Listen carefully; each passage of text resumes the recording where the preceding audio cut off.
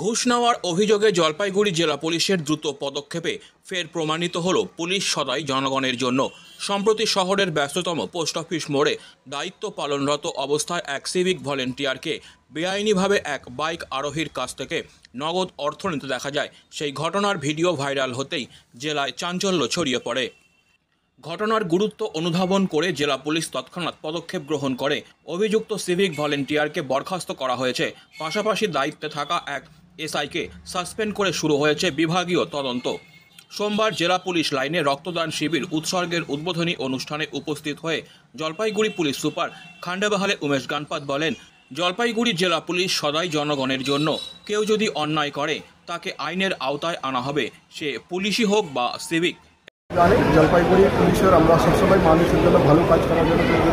আর এর মধ্যে अगर আমাদের কোনো অফিসার या কোনো সিভিক अगर ভুল করতে থাকে, আমরা যেদিন এই নোটিশে এসছে শুক্রবার দিন, সেদিনই আমরা অ্যাকশন নিয়েছি। সিভিককে আমরা ডিমোলাইজ করেছি, তার সঙ্গে যে আমাদের এএসআই ছিল ওকে আমরা সাসপেন্ড করেছি আর বিভাগীয় তদন্ত শুরু করেছি।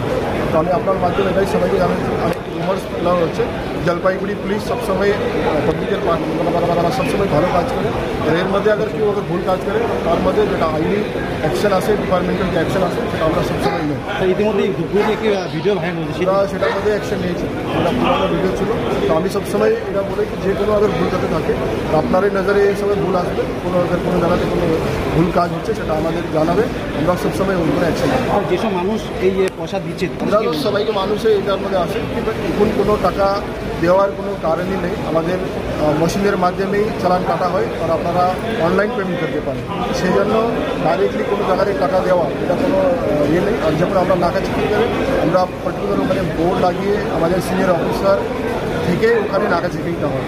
এভাবে কোনো চুপি কোনো জায়গাতে আমরা গাড়ি আটকানো এইসব হয় না। আমরা আগাম অ্যানাউন্স করে ওখানে বোর্ড লাগিয়ে সিনিয়র অফিসারের মাধ্যমে আমাদের নাকা চেকিং করে।